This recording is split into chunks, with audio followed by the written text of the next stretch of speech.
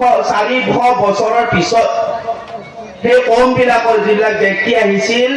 তেখেতসকলৰ 400 বছৰ পিছত বালিগ হৈছিল 400 বছৰৰ পিছত বালিগ হৈছিল তেনেহ'লে তেখেতে বুঢ়া হোৱালৈকে কিমান শ বছৰ আছিল তো আপোনাৰ মোৰ সময় বহুত কম হয় মুহাম্মদ সাল্লাল্লাহু আলাইহি ওয়াসাল্লামৰ উম্মত তকৰিবান 15 বছৰ या 14 বছৰত বালিগ হৈ যায় আৰু এই হিচাপে আজিৰ টাইমত 25 বছৰত বা 20 বছৰত নিকাহে হৈ যায় তো এনেকৈ সেই জামানাত যদি 400 বছৰত বালিগ হৈছিল তেনেহ'লে তেখেতৰ সময় বহুত আছিল তো আপোনাৰ মোৰ সময় বহুত কম হয় কিন্তু আপোনাৰ মোৰ ফায়দা বেছি হয় আপোনাৰ মোৰ ফায়দা বহুত বেছি হয় আপোনাৰ মোৰ ফায়দা কেনেকুৱা হয় আল্লাহৰ নবী সাল্লাল্লাহু আলাইহি ওয়াসাল্লামে কৈ গৈছে যদি কোনোবা মোৰ উম্মতি মসজিদত এইটো নিয়ত লৈ নামাজ পঢ়িবৰ কাৰণে আহে মই মসজিদত যাই আছো যদি কোনোবা মানুহ থাকে তেখেতক মই ভাল কথা শিকাম আৰু যদি কোনোবা জানা মানুহ থাকে তেখেতৰ পৰা মই ভাল কথা শিকিম এইটো মনত ভাব লৈ যোনে মসজিদৰ ফালে খোজকাঢ়ি আহে আল্লাহ তাআলাই তেখেতক কবুল হোৱা হজৰ সওয়াব নামে আমলত লিখি দিয়ে আপোনাৰ মোৰ দাম কিমান আছে আপোনাৰ মোৰ দাম এনেকুৱা আছে ৰব্বি গফিৰলি ওয়ালি ওয়ালিদাইয়া ওয়ালিল মুমিনিনা ইয়াউমা ইয়াকুমুল হিসাব এইটো দোয়া যদি কোনোবাই এবাৰ কৈ দিয়ে তেনেহ'লে তেখেতৰ বিষয়ে কোৱা হৈছে দুনিয়াৰ বুকত যিমান মুছলমান পুৰুষ আছে আৰু যিমান মুছলমান মাইকী আছে আল্লাহ তাআলাই তেখেতৰ নামে আমলত কিমানখিনি নেকি লিখি দিয়ে আল্লাহৰ নবী সাল্লাল্লাহু আলাইহি ওয়াসাল্লামৰ উম্মতৰ ফজিলত যদি কোনোবা মানুহে নিজৰ বাপেকৰ ফালে মহব্বতৰ সৈতে মৰমৰ সৈতে ভাল ভাব ৰাখি এবাৰ চাই আল্লাহ তাআলাই কবুলিয়াত হজৰ সওয়াব তেখেতৰ নামে আমলত লিখি দিয়ে আপোনাৰ মোৰতো প্ৰত্যেকটো বস্তুৰে দাম আছে আপুনি মই যদি আৱাবিন নামাজ পঢ়ো তেনেহ'লে আপুনি মই এক ওয়াক্ত পঢ়িম 6 রাকাত আৱাবিন নামাজ পঢ়াৰ দ্বাৰা 12 বছৰৰ নফল ইবাদতৰ সওয়াব আপোনাৰ মোৰ নামে আমলত লিখি দিয়ে আপুনি মই ফজৰৰ নামাজৰ পিছত যদি 2 ৰাকাত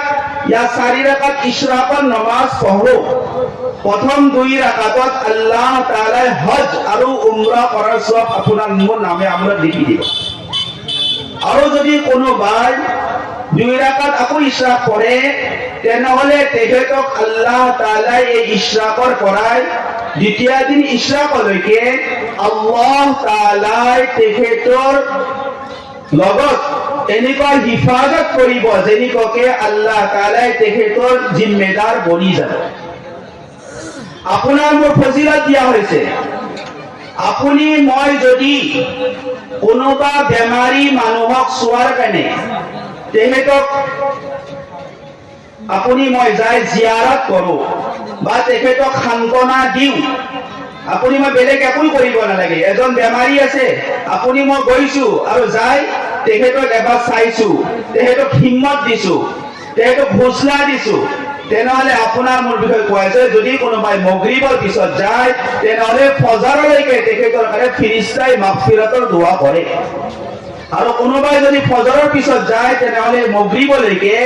তেখেতৰ কাৰণে তেখেতৰ ফিৰিস্তাই মাগফিৰাতৰ দোৱা কৰে আপোনাৰ মোৰ নেকিৰ লাইন বহুত হয় এতিয়া মেইন কথা হৈছে আপুনি মই নেকি কামাব পাৰো এতিয়া আপোনাৰ মোৰ নেকিৰ হিফাজত আপুনি মই নেকি কেনেকৈ হিফাজত কৰিম আপোনাৰ মোৰ নেকি কেনেকৈ বাচাম এতিয়া এইটো লাইনত আজি মুছলমান দুৰ্বল হয় ভাল কাম সকলোৱে কৰি আছে নেক কাম সকলোৱে কৰি আছে কিন্তু নেক কামৰ হিফাজত নেক কামক বনোৱা নেক কামক ৰাখা এইটো ক্ষেত্ৰত আপোনাৰ মোৰ কমি হৈ আছে আপুনি মই নিজৰ নেক কামক কেনেকৈ হিচাপে হিফাজত কৰি আপোনাৰ মোৰ গোটেই নেকি কেনেকৈ শেষ হৈ যাব ইয়াৰ বিষয় আপুনি মই যদি অলপমান চিন্তা ফিকিৰ কৰোঁ তেনেহ'লে গম পাম। আপোনাৰ মোৰ নেকি সুবহানাল্লাহি ওয়া বিহামদিহি যদি কোনোবা এবাৰ কৈ দিয়ে তেনেহ'লে আপোনাৰ মোৰ জান্নাতত এডাল গছ লাগি গ'ল। আপুনি মই যদি 50 বাৰ কৈ দিওঁ তেনেহ'লে 50 ডাল গছ লাগিব। আৰু জান্নাতৰ গছ খৰিৰ গছ নহয়, জান্নাতৰ গছ সোণাৰ গছ হ'ব। সুবহানাল্লাহি ওয়া বিহামদিহি যদি এবাৰ কয় এডাল গছ, দ্বিতীয়বাৰ ক'ব দুডাল গছ, তিনিবাৰ ক'ব তিনি, যিমানবাৰ কৈ থাকিব সিমান নেকি হ'ব। নেকি কামৰ ৰাস্তাটো আল্লাহৰ নবী সহজ কৰি থৈ গৈছে, কিন্তু আপোনাৰ মোৰ নেকি বাচাব যে পৰা নাই, ইয়াৰ কাৰণ কি? আপোনাৰ মোৰ নেকি কেতিয়াই শেষ হৈ যায়? আপোনাৰ মোৰ নেকি কেনেকে খতম হৈ যায়? আপোনাৰ মোৰ ইবাদত কেতিয়া আল্লাহৰ ওচৰত কবুল নহয়? আচলতে নেকি কৰা, ভাল কাম কৰা, তাহাজ্জুদ কৰা, কোৰআন তিলাওয়াত কৰা, তাসবিহ কৰা, এই সকলোবোৰ কামটো হৈ থাকে। এই কামক কবুল কৰোৱা আচল হয়। কবুল যদি নহয় তেনেহ'লে আপোনাৰ মোৰ সকলো আমাল বেকাৰ হয়। আপোনাৰ মোৰ আমাল কেনেকে কবুল হ'ব? কবুল হ'ব লাগিলে প্ৰথম বস্তু হৈছে আপোনাৰ মোৰ দিল যাতে শুদ্ধ হয়। আপোনাৰ মোৰ প্ৰত্যেকটো আমলৰ ওচৰত যি ফাইদা আছে, কি দিব আল্লাহে, ইয়াৰ ফাইদা আপোনাৰ মোৰ যাতে সামনত থাকে। এজন বয়সস্থ মানুহে অজু কৰিব গৈছে আৰু অজু কৰিব খোজোতে তেখেতৰ মিছৱাক নাই আৰু তাৰ কাৰণে তেখেতে অজু খানাতে পুৰা কান্দি আছে। যিসকল মানুহে দেখিছে তো সকলে সুধিছে, বৰে মিয়া আপুনি কিয় কান্দি আছে? তেখেতে কৈছে, মই এই কাৰণে কান্দিছো যে সুন্নত সহকাৰে মই নমাজ পঢ়িব পৰা নাই, মিছৱাক সহকাৰে মই নমাজ পঢ়িব পৰা নাই, যি নেকি মোৰ নমাজ মই সওয়াবৰ ক্ষেত্ৰত কম পাই আছো। তো আজি আপোনাৰ মোৰ প্ৰত্যেকটো আমলৰ কি ভাৱ আছে সেইটো যেতিয়া দিলত থাকিব আৰু সেই আমলটো কেনেকে শেষ হৈ যায় এই বস্তু যেতিয়া দিলত থাকিব তেতিয়া আপোনাৰ মোৰ আমলৰ হিফাজত কৰা সহজ। সেইকাৰণে হাদিছ শৰীফত আহিছে, মানুহে এনেকুৱা নেকি লৈ যাব যি নেকি নেকিৰ পাহাৰ লৈ যাব আৰু তাৰ পিছত আল্লাহ তাআলাই তেহেতক জাহান্নামত নিক্ষেপ কৰি দিয়া হ'ব। তেহেতক খোদা হ'ব যে আল্লাহ মইতো বহুত নেকি কৰি আহিছো, কিহৰ কাৰণে মোক জাহান্নামত দিয়া হ'ল? তাহাজ্জুদ কৰিছো, হজ কৰিছো, মাদ্ৰাসা বনাইছো, মছজিদ বনাইছো, দিনৰ সহায় কৰিছো, মোক কিয় জাহান্নামত দিয়া হ'ল? তেতিয়া কোৱা হ'ব আপোনাৰ জিভাৰ হৰকতৰ কাৰণে আপোনাৰ জাহান্নামৰ ফাইছলা হৈ গৈছে। আপোনাৰ মোৰ জিসিমৰ ভিতৰত সকলোতকৈ কমজোৰ অংগ জিভা হয় আৰু এই জিভাৰ কাৰণে মানুহে কি কৰিব? জাহান্নামত যাব। আৰু এই জিভাৰ কণ্ট্ৰল ক'ত আছে? মানুহৰ দিলৰ লগত আছে। সেইকাৰণে হাদিছত আহিছে, যোনে খামোশ থাকি গ'ল তেখেতে নাজাত পাই গ'ল, যোনে মনে মনে থাকিল তেখেতে শান্তি পাই গ'ল, আৰু যাৰ জুবান নেকি সহি ৰাখিব নোৱাৰিলে তেখেতে আমল কৰাৰ পিছতো জুবানৰ কাৰণে জাহান্নামত যাব। আল্লাহৰ নবী সাল্লাল্লাহু আলাইহি ওয়াসাল্লামে মুআজ বিন জাবাল ৰাদিয়াল্লাহু আনহু ইয়ামানত যেতিয়া পঠাইছিল তেতিয়া কৈছে, মুআজ তুমি তোমাৰ জিভাৰ হিফাজত কৰিবা। এই জিভা এনেকুৱা খাতাৰনাক হয় যি নেকি আপোনাৰ মোৰ সকলো আমল বেকাৰ কৰি দিয়ে। আপুনি মই আজি তবলিগৰ ক্ষেত্ৰত, আপুনি মই আজি মাদ্ৰাছাৰ ক্ষেত্ৰত, আপুনি মই আজি জোনাবৰ ক্ষেত্ৰত, আপুনি মই আজি কোৰআন হাদিছৰ ক্ষেত্ৰত বিভিন্ন ধৰণৰ কথা আপোনাৰ মোৰ জিভাই দি হৰকত হৈ যায়, যাক নেকি আপুনি মই আচল আৰু গেহৰাইৰ সৈতে নলাও। সেইটো কথাৰ কাৰণে আপোনাৰ মোৰ ফাইছলা হয়তো আল্লাহ তাআলা জাহান্নাম কৰি দিয়ে। মোৰ জিভাক এনেকুৱা হিচাপে কন্ট্ৰোল কৰা, ইয়াক এনেকুৱা হিফাজত কৰা, মোৰ জিভা যাতে আল্লাহৰ জিকিৰৰ বাহিৰে বেলেগ কোনো কথাত, বেলেগ লাইনী কথাত, ফজুলিয়াতৱালা কথাত, গিবাদত, এই সকলোবোৰ পৰা আমাৰ জিভা বাচি থাকে। আজি আমাৰ সকলোৰে হাই কাজিয়া,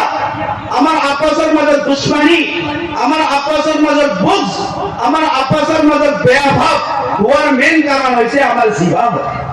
আজি জিভাই দি মই এনেকুৱাকে কাৰোবাক জখম কৰিছো যাক নেকি জখম বুলি মই ভবা নাই, সেইটোৰ কাৰণে তেহেঁতে মৌতলৈকে সেই জখমত তৰ্পি তৰ্পি দুনিয়াৰ পৰা বিদায় হৈ গৈছে। আপোনাৰ মোৰ জিভাই এনেকুৱা জখম কৰি দিয়ে, একে ফুলটি চেভেনে তলৱাৰৰ দ্বাৰা পৰাই আপুনি মই ইমানখিনি জখম কৰিব নোৱাৰো। সেইকাৰণে এজন বুজুৰ্গে তেখেতৰ ইন্তেকাল হোৱাৰ সময়ত মুৰিদানসকলক মাতিছে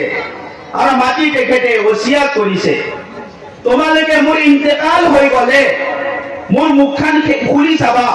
মোৰ মুখখন মেলি চাবা, তাৰপিছত তোমালোকে চাবা মোৰ দাঁত আছে নে নাই।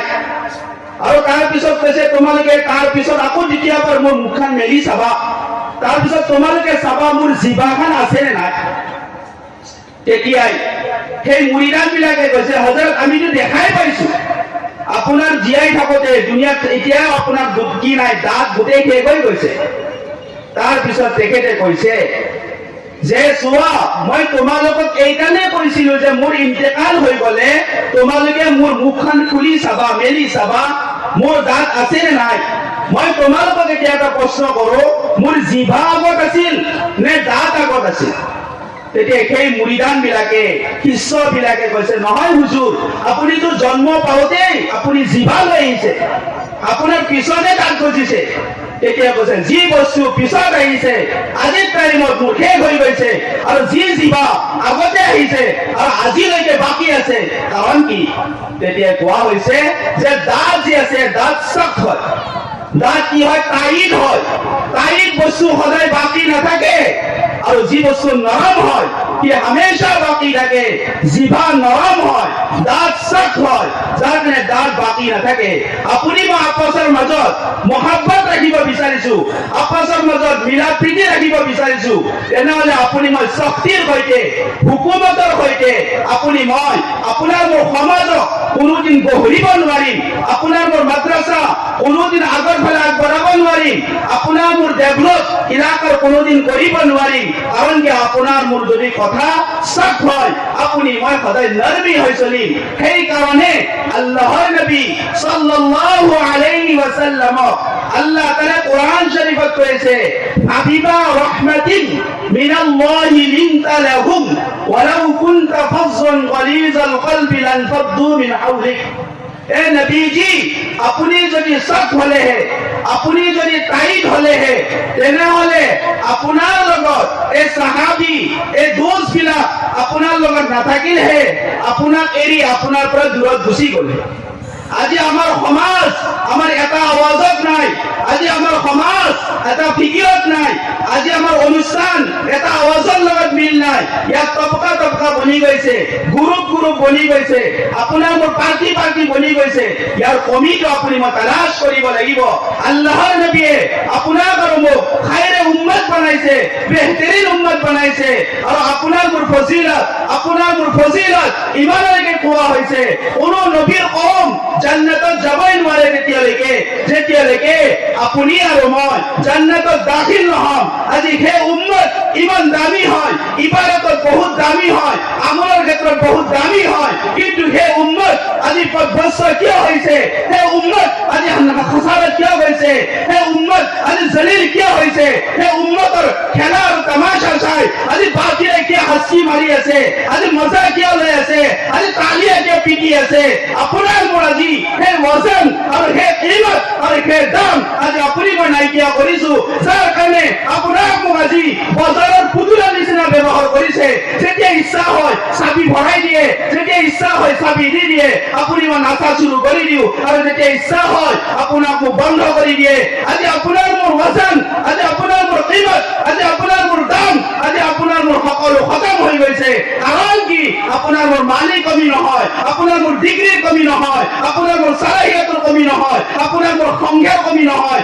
আপোনাৰ মোৰ আচল ইমানি লাইনত কমজোৰ হয়, ইয়াকিনি লাইনত কমজোৰ হয়, আখলাকি লাইনত কমজোৰ হয়, মুহাম্মদ সাল্লাল্লাহু আলাইহি ওয়াসাল্লামৰ তৰিকাৰ ক্ষেত্ৰত আপোনাৰ মোৰ কমজোৰ হয়, যাৰ কাৰণে আজি আপুনি মই ফুটবল হৈ গৈছো, যাৰ যেতিয়া ইচ্ছা সি লাত মাৰি দিয়ে, আপুনি মই দূৰলৈকে পहुঁচি যাওঁ, আৰু কাৰোবাৰ ইচ্ছা হয় তাৰ পৰা লাত মাৰি দিয়ে, আপুনি মই ইফালে আহি যাওঁ। আৰু ফুটবলত খুদা হৈছিল, এই ফুটবল তোমাক লাত মাৰিলে তুমি দূৰলৈকে কিয় গুচি যোৱা, আৰু লাত মাৰিলে তুমি দূৰৰ পৰা ইফালে কিয় গুচি আহা? তেতিয়াই ফুটবলে কৈছিল, আচলতে মই বাহিৰৰ ফালে ঠিকে আছো, কিন্তু ভিতৰৰ ফালে খোখলা হৈ গৈছো, দুৰ্বল হৈ গৈছো, বেওজন হৈ গৈছো, যাৰ কাৰণে যোনে যেনেকুৱাকে লাত মাৰে সেনেকুৱা মোৰ অৱস্থা হৈছে। আজি আপুনি মই এনেকুৱা কমজোৰ হৈছো আল্লাহৰ নবীয়ে আপোনাক আৰু মোক দামী আল্লাহৰ নবীয়ে আপোনাক মোক ভিখাৰী বনোৱা নাই আল্লাহৰ নবীয়ে আপোনাক মোক শক্তিৱান বনাই থৈ গৈছে আল্লাহৰ নবীয়ে আপোনাক মোক এনেকুৱা সুন্নত দি থৈ গৈছে এটা সুন্নত দুনিয়াৰ বুকৰ এটা মমতকৈ বেছি ভাৰী হয় এটা সুন্নত দুনিয়াৰ সকলো শক্তিতকৈ বেছি দামী হয় সেই সুন্নত আজি আপুনি মই এৰি দিছো সেই সুন্নতক জিন্দা কৰাৰ চিন্তা কৰা নাই কোনোবাই যদি সেই সুন্নত জিন্দা কৰিব বিচাৰিছে আপুনি মই আগত নকৰিলেও পিছৰ ফালে সমালোচনা কৰিছো তেখেতৰ বদনাম গাইছো আজি আমাৰ বিয়াবিলাক হৈ যায় সেই বিয়া শাদীত যদি কোনোবাই সুন্নত তৰিকা কৰে আপুনি মই সমালোচনা শুৰু কৰি দিও এইবিলাক ক'ৰ পৰা নতুন নিয়ম ওলালে এইবিলাক ক'ৰ পৰা নিয়ম আহি গ'ল নবীৰ তৰিকা কি তৰিকা আগৰ দিনৰ ফেশ্বনৰ জামানা হয় এনেকুৱা ধৰণৰ ডেকৰেশ্যন হ'ব লাগে এনেকুৱা গেট বনাব লাগে এনেকুৱা ডিজে বজাব লাগে এনেকুৱা গানা বজনা হ'ব লাগে কাৰণ কি আমাৰ সমাজখন আজি ইলাকাৰ ক্ষেত্ৰত দুৰ্বল হৈ গৈছে আজি এনেকুৱা চিধা চাধা বিয়া কিয় হৈছে নবীৰ সুন্নত যদি কাৰোবাৰ বিয়া জিন্দা হৈ যায় আপোনাৰ মোৰ কপালত উচি পুৰাপুৰি কি আহি যায় সেই খং আহি যায় নবীৰ সুন্নত যদি আপোনাৰ মোৰ ঘৰত জিন্দা হোৱা শুৰু হৈ যায় তেনেহলে আপুনি মই দুশ্মনী শুৰু কৰি দিও আপুনি মই নবীৰ কি উম্মতি হয় এবাৰ চিন্তা কৰো যি নবীয়ে নেকি আপোনাৰ আৰু মোৰ কাৰণে পেৰিশান হৈ গৈছে যি নবীয়ে নেকি আপোনাৰ আৰু মোৰ কাৰণে দুয়া কৰি কৰি দুনিয়াৰ পৰা বিদায় হৈছে যি নবীয়ে নেকি আপোনাৰ মোৰ কাৰণে পেটত পাথৰ বান্ধিছে যি নবীয়ে নেকি আপোনাৰ মোৰ কাৰণে উহুদৰ ময়দানত দাঁত শ্বহীদ কৰিছে যি নবীয়ে নেকি নিজৰ দুইজনী ছোৱালীক এটা সময়ত তালাক ল'ব লগা বাধ্য হৈ গৈছে যি নবীৰ নেকি এটা সময়তে যি নেকি তেখেতে জিন্দা থাকোতে দুইজনী ছোৱালীক এক লগত দাফন কৰিব লগা হৈছে ইমান কষ্ট ইমান মুজাহিদা ইমান কোৰবানী আপোনাৰ আৰু মোৰ কাৰণে কৰি থৈ গৈছে হে নবীয়ে দুনিয়া বনোৱা নাই হে নবীয়ে উম্মতি কৰি থৈ গৈছে হে নবীৰ সাথীসকলক দুনিয়া কাম শিকোৱা নাই উম্মতৰ ফিকিৰৰ কাৰণে তেখেতে নিজৰ বিবিৰ পৰা বিধৱা কৰাই দিছে নিজৰ ল'ৰাক এতিম কৰাইছে আমাই কৰিব দিয়া নাই তাকে মুহাম্মদ জাহান্নামৰ জুইৰ পৰা বাচি যাব আৰু তোমালোকে খানা পিনা খাই মস্ত হৈ থাকিবা আজাদী কৰিবা আজাদীৰ জাগা তোমালোকৰ জান্নাত হয় আজাদীৰ জাগা তোমালোকৰ দুনিয়া নহয় এই দুনিয়া উজৰাৰ জাগা হয় এই দুনিয়া এৰা জাগা হয় এই দুনিয়া খালী কৰি যাব লাগিব এই দুনিয়াৰ জাৰা জাৰা আপোনাৰ মোৰ লগত নাযায় কোনো বস্তু আপোনাৰ মোৰ লগত নাযায় এই নবীজিৰ ফিকিৰ আছিল এই সময়ত এই জামানাত মোৰ উম্মত যাতে জাহান্নামৰ পৰা বাচি যায় তাৰ কাৰণে তোমালোকে ঘৰ এৰি দিয়া তোমাৰ মৰমৰ বিবিক এৰি দিয়া তোমাক কি কৰা কতাল হৈ যোৱা কিন্তু মোৰ উম্মত জাহান্নামৰ পৰা বাচিব লাগে তোমালোকে খানা খাব নালাগে পেটত পাথৰ বান্ধা মই সহ্য কৰিম নবী হিচাপে কিন্তু মোৰ উম্মত হামেশাৰ কাৰণে জাহান্নামত জ্বলিব এইটো মই কেতিয়াও বৰদাস্ত নকৰোঁ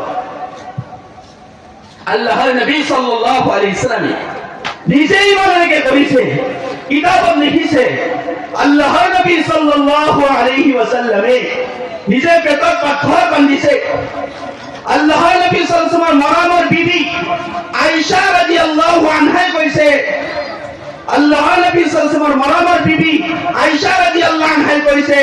যিদিনাই নেকি মোৰ জিন্দগীৰ চিৰাগ নুমাই গৈছে যিদিনাই নেকি মোৰ মৰমৰ স্বামী দুনিয়াৰ পৰা ইন্তেকাল হৈছে তই কিদিনাই মোৰ ঘৰত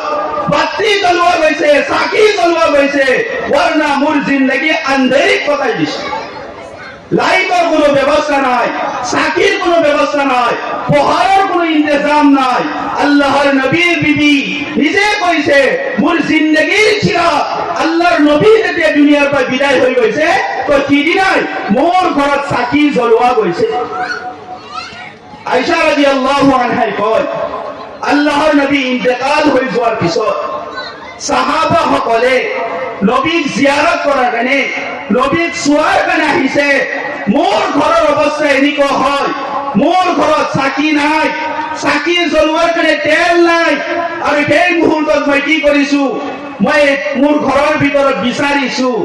আৰু বিচাৰতে এনেকুৱা এখন চাকি পাইছো যিটো নেকি চাকি এনেকুৱা হয় তাত ভৰোৱাৰ কাৰণে তেল নাই যদি আমাৰ তাত তেল থাকিলহে তেনেহলে আমি খাই পেলালোহে এনেকুৱা সুখৰ অৱস্থা আৰু সেই পুৰাণা চাকি আনি ইহুদীৰ ঘৰৰ পৰাই সিদিনাই তেল ধাৰ কৰি আনিছো আৰু সিদিনাই মোৰ ঘৰত চাকি জ্বলিছে যিদিনাই হুজুৰ সাল্লাল্লাহু আলাইহি ওয়াসাল্লাম দুনিয়াৰ পৰা বিদায় হৈছে আল্লাহৰ নবী সাল্লাল্লাহু আলাইহি ওয়াসাল্লাম এদিন এখন ৰাতি নিজৰ পেট বিছনাত এনেকুৱাকে টেক লগাই আছে হেঁচি আছে আয়েশা ৰাদিয়াল্লাহু আনহা দেখা পাই সুধিছে মুহাম্মদ সাল্লাল্লাহু আলাইহি সাল্লাম আপোনাৰ কি হৈছে আপুনি এনেকৈ কিয় কৰি আছে তেতিয়া আল্লাহৰ নবী সাল্লাল্লাহু আলাইহি সাল্লাম কৈছে আয়েশা মই ভোক সহ্য কৰিব পৰা নাই যাৰ কাৰণে নেকি মই পেট বিছনাৰ টেক লগাই দিছো অলপ শান্তি পাওঁ আৰাম পাওঁ এই উম্মতৰ কাৰণে নবীয়ে ৰাতি ভোক সহ্য কৰিছে यहाँ तक कि अल्लाह नबी सल्लल्लाहु अलैहि वसल्लम নিজৰ পেটত পাথৰ বান্ধিছে আৰবত এনেকুৱা পাথৰ পোৱা গৈছিল সেই জামানাত যি নেকি পেটত বান্ধি দিয়া হয় আৰু সেই পাথৰৰ দ্বাৰাই সেই পেটৰ গৰমক খতম কৰি দিয়া হয় আল্লাহৰ নবী এটা নহয় দুটাকৈ বান্ধিছে আল্লাহৰ নবী সাহাবী নিজৰ গৰ্দন কাটাইছে আল্লাহৰ নবী সাল্লাল্লাহু আলাইহি ওয়াসাল্লাম সাহাবী ঘৰত ভোক সহ্য কৰিছে কিহৰ কাৰণে আপোনাক আৰু মোক বনোৱাৰ কাৰণে উম্মত বনোৱাৰ কাৰণে এটা ফিকিৰত জমা হোৱাৰ কাৰণে এখন ষ্টেচনত এক লগত জমা হোৱাৰ কাৰণে আপোনাৰ মোৰ কাৰণে এনেকুৱা তেজ বহোৱা হৈছে খুন বহোৱা হৈছে ঘৰত চৌকা জ্বলা নাই তামাম কোৰবানীৰ পিছত এই উম্মত বনিছে আজি আপুনি মই এটা কথাৰ কাৰণে নিজৰ ইচ্ছাৰ কাৰণে নিজৰ চাহতৰ কাৰণে নিজৰ মৰ্জিৰ কাৰণে আপুনি মই যি ইচ্ছা তাকে কৰি দিওঁ এইটো বহুত ডাঙৰ জুলুম হয় যোনে নেকি উম্মত বনোৱাৰ কাৰণে ফিকিৰ কৰিছিল আৰু সেই উম্মতক আপসৰ মাজত তৰফৰ কৰাৰ কাৰণে ফিকিৰ কৰিব আল্লাহ তেখেতক দুনিয়াতো মাফ নকৰে আখিৰাততো আল্লাহ তাআলা মাফ নকৰে তো তাৰ কাৰণে আমাৰ ভিতৰত মহব্বত আচল বস্তু হয় মহব্বত আমাৰ ভিতৰত বাকি থাকাৰ কাৰণে মহব্বত বাঢ়াৰ কাৰণে আমি কি কৰিব লাগিব সেই ৰাস্তাত আমি ফিকিৰ কৰি সেই বস্তুৰ ওপৰত আপুনি মই আপোনাৰ মোৰ জিন্দগীক চলাব লাগিব আপোনাৰ মোৰ মহব্বত বাঢ়াৰ কাৰণে জাগা কি আপোনাৰ মোৰ মহব্বত কেনেকৈ বাঢ়িব আপোনাৰ মোৰ এটা ফিকিৰ এটা কথা কেনেকৈ হ'ব হোৱাৰ কাৰণে দুনিয়াৰ বুকত এটাই জাগা হৈছে সেইটো হৈছে মছজিদ আপুনি মই সম্পৰ্ক মছজিদৰ লগত কৰিম মছজিদ আল্লাহৰ ঘৰ হয় মছজিদ জান্নাতৰ বাগিচা হয় মছজিদৰ লগত যাৰ সম্পৰ্ক হ'ব মান আলিফাল মছজিদ আলিফাহুল্লাহ যোনে আল্লাহৰ ঘৰ মছজিদক ভাল পায় আল্লাহে তেখেতক ভাল পায় যোনে আল্লাহৰ ঘৰ মছজিদৰ লগত ভাল পোৱাৰ আলামত কি মই যদি মছজিদক ভাল পাওঁ মুখেদি আৱাজ লগাই থাকিলে মই ঠিক তেনেকৈ পুৰা নাৰা লগাই থাকিলে মই মছজিদ ভাল পাওঁ কৈ থাকিলে এইটো পেহচান নহয় যে মই মছজিদক ভাল পাওঁ মছজিদ ভাল পোৱাৰ আলামত এইটো হয় মই মছজিদত কিমান ওয়াক্ত টাইমত আহো মই মছজিদত কিমান সময় দিওঁ মই মছজিদত বহি আল্লাহৰ কালাম কিমান সময় তিলাৱত কৰোঁ মই মছজিদত বহি আল্লাহৰ জিকিৰ কিমানখিনি সময় কৰোঁ মই মছজিদত বহি কিমানখিনি সময় চিন্তা ফিকিৰ কৰোঁ যে কিমানজন মানুহ মছজিদত অহা নাই সেই সকলক মছজিদত কেনেকৈ অনা যায় ইয়াৰ ওপৰত মই কিমান চিন্তা ফিকিৰ কৰোঁ সেইটোৱে হৈছে মছজিদক ভাল পোৱা হাদিছ শৰীফত আহিছে হাশৰ ময়দান যেতিয়া লাগিব নফসি নফসি আলাম হ'ব আল্লাহ তাআলাৰ আৰশ যি নেকি সূৰ্য মানুহৰ মাথাৰ ওপৰত থাকিব মানুহৰ গুনাহ মুতাবিক তেখেতে ঘামত ভিগি যাব কাৰোবাৰ ঘাম হয়তো কপাললৈকে আহিব কাৰোবাৰ ঘাম হয়তো গললৈকে আহিব কাৰোবাৰ ঘাম হয়তো বুকুলৈকে আহিব কাৰোবাৰ ঘাম হয়তো কঁকাললৈকে আহিব তো এনেকুৱা অৱস্থা হ'ব আৰু সেই সময়ত আল্লাহ তাআলাই আৰশুৰ ছায়া ৰহমতৰ ছায়া সেই সকল ব্যক্তিক নসিব কৰিব তাৰ ভিতৰত সেই সকলৰ ভিতৰত সেইজন এজন ব্যক্তি হয় যিয়ে নেকি নিজৰ দিলক মছজিদৰ লগত আটকাই ৰাখে যিয়ে নেকি মছজিদৰ লগত ফিকিৰত থাকে তাৰ ভিতৰত এনেকুৱা নজোৱানৰ কথা কোৱা হৈছে যিসকল জোৱানে নিজৰ জোৱানী আল্লাহৰ কামত লগাই দিছে তাৰ ভিতৰত সেই ব্যক্তিৰ কথাও কোৱা হৈছে যিয়ে নেকি আগ হাতেদি সদকা কৰি দিয়ে বাও হাতে গম নাপায় তো এনেকুৱাকে সাত ধৰণৰ মানুহে আল্লাহৰ আৰশত ছায়া পাব সেই হিচাপে আপোনাৰ মোৰ সম্পৰ্ক মছজিদৰ লগত কিমান হৈছে ইয়াক আপুনি মই এতিয়া চিন্তা ফিকিৰ কৰা আপুনি মই হিচাপ লগোৱা যদি মোৰ সম্পৰ্ক মছজিদৰ লগত বেছি হোৱা নাই তেনেহলে মোৰ সম্পৰ্ক হয়তো বাজাৰৰ লগত হৈছে মোৰ সম্পৰ্ক যদি বাজাৰৰ লগত হৈছে বাজাৰ হৈছে শয়তানৰ মাৰ্কাজ বাজাৰ হৈছে শয়তানৰ দফতৰ বাজাৰ হৈছে শয়তানৰ অফিস যি অফিস থাকিব সেই অফিসত যি বিভাগ থাকিব সেইটো দিমাগত সোমাব আপুনি মই যেতিয়া নেকি মণ্ডল অফিচত যাম তাত মণ্ডলী বিভাগ সোমাব আপুনি মই যেতিয়া নেকি সার্কুল অফিচত যাম তাৰ সাৰ্কুল সোমাব আপুনি মই যেতিয়া নেকি বাজাৰওয়ালা মাহলত যাম তাত শয়তানৰ আড্ডা হয় শয়তানৰ ঘাটি হয় ইয়াত যিমান সময় লগাম তো তাৰ ফিকিৰ তাৰ জজবা তাৰ নিচিনা কৰ্ম মোৰ জিন্দগীত অটোমেটিকলি আহি যাব আৰু সেই মোতাবিক মই চলনেৱালা বনি যাম আৰু মোৰ সম্পৰ্ক যদি মছজিদৰ লগত হয় মছজিদ হৈছে ফিৰিষ্টাৰ মাৰ্কাজ আল্লাহৰ ৰহমতৰ ফিৰিষ্টা হয় ফিৰিষ্টা নূৰ হয় ফিরিস্তা মাসুম হয় ফিরিস্তা বেগুনাহ হয় ফিরিস্তার কোনো হাসাদ নাই ফিরিস্তার কোনো জেদভাব নাই ফিরিস্তার কোনোদিন গুনাহ কৰা নাই এই ফিৰিস্তাৰ নহলে যেতিয়া থাকিম তেতিয়া আপুনি মাসুম হ'ব পাৰিব বেগুনাহ হ'ব পাৰিব আপুনি ফিৰিস্তাৰ দোষ হ'ব পাৰিব আপোনাৰ দিমাগত ভাল কাম কৰাৰ জজবা হ'ব আপোনাৰ দিলত ভাল ইবাদত কৰাৰ জজবা হ'ব আপুনি কাৰো লগত বদলা লোৱাৰ চিন্তা নকৰে আপুনি আল্লাহৰ লগত সকলোকে সম্পৰ্ক কৰাই দিয়াৰ চিন্তা হ'ব আপুনি মই সকলোৰ কাৰণে ভাল দোয়া কৰণেৱালা বনি যাম আপোনাৰ মোৰ সেই হিচাপে আজি মই নিজে নিজক চিন্তা কৰা মোৰ সময় আজি ক'ত লাগি আছে আৰু মোৰ সময়ক মই এতিয়া ভাল জায়গাত লগোৱাৰ কাৰণে ফিকিৰ কৰো মোৰ জায়গা যদি বাজাৰৱালা মাহলত আছে তেনেহলে মই তওবা ইস্তিগফাৰ কৰো আৰু মই আজিৰ পৰা দোয়া কৰো হে আল্লাহ আচলতে মই হালাকাতৰ জায়গাত যাই আছিলো বেয়া জায়গাত যাই আছিলো আল্লাহ মোক হিফাজত কৰ হে আল্লাহ মোক ভাল জায়গাত দিল লগাই দিয়ক তো মুহতাৰাম মোৰ ভাই সকল আজি যে আপুনি মই ইয়াত আহিছো জমা হৈছো অকল বয়ান শুনি ভাল লগাৰ কাৰণে নহয় আপোনাৰ মোৰ আজি এনেকুৱা ভিতৰৰ পৰা অপাৰেশ্যন হ'ব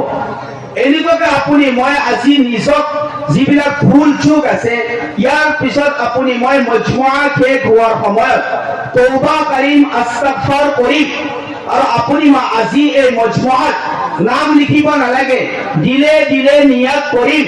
আজিৰ পৰাই মই ইনসান হয় আশৰাফ হয় আফজল উম্মতি হয় মোৰ জিন্দগীত মই অতিবাহিত কৰিম এইটো মই দিলেই দি খালি নিয়াত কৰিব লাগে বাকি আগৰ ফালে ৰাস্তা মদত কৰিব সহায় কৰিব মদত কৰণেৱালা আৰু সহায় কৰণেৱালা মোৰ জাত আল্লাহ হয় আল্লাহ তাআলাই আপোনাৰ আৰু মোৰ সহায় কৰিব আল্লাহ তাআলাই আপোনাৰ আৰু মোৰ মদত কৰিব মই আপোনালোকক ক'ব বিচাৰিছো সকলো ভাল কাম কৰাৰ কাৰণে যিটো প্ৰথম জজবা আৰু ফিকিৰ য'ৰ পৰা আহে সেইটো হৈছে দিল আজি আমাৰ দিল নাপাক হয় আজি আমাৰ দিল গন্দা হয় যাৰ কাৰণে আমাৰ জজবা আমাৰ খিয়ালত আমাৰ ফিকিৰ গলত হয় আমাৰ দিল যেতিয়া শুদ্ধ হ'ব আল্লাহে আপোনাক আৰু মোকো ভাল নসিব কৰিব যেনেকৈ ইয়ালামিল্লাহু ফি কুলুবিকুম খায়ৰা ওয়া ইউতিকুম খায়ৰা আল্লাহ তাআলাৰ এটো নিয়ম হয় যাৰ দিলত ভাল থাকিব আল্লাহে তেখেতক ভাল নসিব কৰাব যাৰ দিলত বেয়া থাকিব আল্লাহ তাআলাই তেখেতক ভাল জায়গাত থাকিলেও আল্লাহে তেখেতক ভাল নসিব নকৰে ঠিক তেনেকৈ কিতাবত ওয়াকিয়া লিখিছে যে এনেকুৱা ব্যক্তি যাৰ নেকি দিলৰ ভিতৰত ভাল এটা ফিকিৰ আছিল সালাহুদ্দিন আইয়ুবী তেখেতৰ আব্বা বহুত ডাঙৰ বিজনেছৱালা আছিল বহুত ভাল মানুহ আছিল আৰু তেখেতে যেতিয়া নেকি উপযুক্ত সময় হৈ গৈছে তেখেতে বিয়া নাপাতে তেখেতৰ ঘৰৰ ৰিশ্তেদাৰ বিলাকে কিছুমান আপোনাৰ মোৰ প্ৰগ্ৰাম থাকে কেতিয়াবা ঘৰত বিয়াৰ কাৰণে আকিকা হয় দুয়া দৰুদ হয় মলুদ হয় তো ইয়াত সকলো মানুহ জমা হয় বা ঈদৰ মৌসুমত বকৰা ঈদ আহে ৰমজান ঈদ আহে তো আমাৰ দূৰত থকা ভাইসকলে নিজৰ ঘৰত আহে তো এনেকুৱা যেতিয়া কেতিয়াবা তেখেতসকলৰ ঘৰৰ ভিতৰত দুয়া দৰুদ থাকে তেতিয়া সকলো জমা হয় আৰু জমা হয় সেই মুহূৰ্তত সালাহুদ্দিন আইয়ুবীৰ আব্বাক সকলোৱে এটা বাক্য কৈ দিয়ে তুমি কি বিয়া নাপাতা নেকি ইমান ডাঙৰ হৈ গৈছা তোমাৰ বয়স বাঢ়ি গৈছে তুমি এতিয়ালৈকে বিয়া নাপাতা তেনে তেখেতে এটা কথা কয় মই বিয়াই নকৰো ঘৰৰ মানুহে বুজাই লাষ্ট টাইমত বহুত পাগল হৈ গৈছে আৰু তেখেতে কোনোদিন বিয়া পাতিম বুলি নকয় এদিনাখন তেখেতক কৈছে ঘৰৰ মানুহে, তুমি কি বিয়া নাপাতা, তোমাৰ বয়স বহুত বাঢ়ি গৈছে। তেখেতে এটা কথা কৈছে যে মই এনেকুৱা ছোৱালীক বিয়া পাতিম, তোমালোকে মোৰ কাৰণে ছোৱালী বিচাৰা, যি ছোৱালী নেকি মোক হাতত ধৰি জান্নাতত দাখিল কৰি দিয়ে, সেনেকুৱা ধৰণৰ ছোৱালীৰ লগত মই বিয়া পাতিম। ঘৰৰ মানুহে ক'লে ইটো আৰু পাগল হৈ গ'ল, জান্নাতত খুচি লৈ যোৱা ছোৱালী দুনিয়াত ক'ত পাব? বে আয়ু পোৱালা, মৰ্দৰ ভিতৰতো কোনো বেদুখ থকা নাথাকে, যে কোনো দুখেই নাই তেখেতৰ, এনেকুৱা কোনো পুৰুষো পোৱা নাযায় আৰু কোনো মছলাতো পোৱা নাযায়। আমিতো দুখীয়া, আমি দুখ থকা হয়, আমাৰ বহুত দুখ আছে, আমাৰ খানা পিনাৰ দোষ আছে, পেচাব পায়খানাৰ দোষ আছে, বহুত